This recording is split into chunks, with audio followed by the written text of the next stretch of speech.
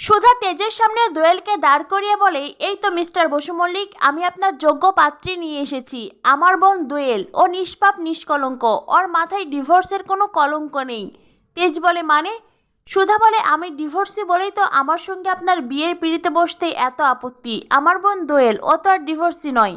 আজ এই বিয়ের মণ্ডপে আপনার সঙ্গে দোয়েলের বিয়ে হবে, আর আমি নিজের হাতে দোয়েলকে কনের সাজে সাজিয়ে দেব। মিস্টার বসু মল্লিক, আমি ভেবেছিলাম এই সমাজের বাকি পুরুষদের থেকে আপনি একদম আলাদা, তবে আজ বুঝলাম যারা আধুনিকতার ব্যাপারে এত বড় বড় কথা বলে, এই যুগের সাথে মানিয়ে চলার কথা বলে, অথচ বিয়ের সময় একজন নিষ্কলঙ্ক পবিত্র মেয়ে খোঁজে, আপনিও তাদেরই একজন। একটা ভুল বোঝাবুঝিতে আপনার মনে হয়েছে আমি আপনাকে ঠকিয়েছি, কিন্তু একবারও দেখছেন না যে আজকে আমিও ঠকেছি।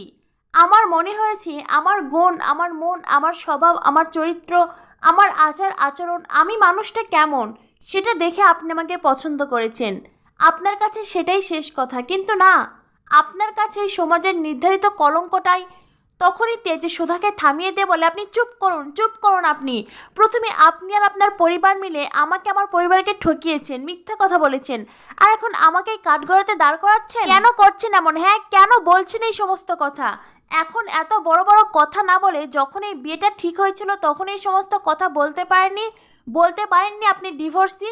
কেন তখন সেই কথাগুলো বলেননি? একটা কথা মনে রাখবেন, সত্য লুকিয়ে রাখা আর মিথ্যে কথা বলা দুটি একই জিনিস।